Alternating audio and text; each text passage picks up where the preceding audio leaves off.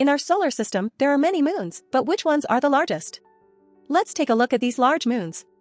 At 5, we have our very own moon, with a diameter of 3,474.8 kilometers. At 4, we have Io, a moon of Jupiter with a diameter of 3,642 kilometers, about 21% greater than our moons. With over 400 active volcanoes, Io is the most geologically active object in the solar system. At 3, we have Callisto, a moon of Jupiter with a diameter of 4,800 kilometers is about 99% the diameter of the planet Mercury. The surface of Callisto is the oldest and most heavily cratered in the solar system.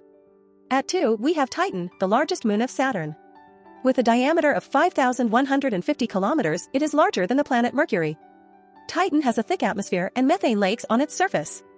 At 1, we have Ganymede, the largest moon of Jupiter. With a diameter of 5,268 kilometers, it is larger than the planet Mercury and it is the only moon known to have a magnetic field.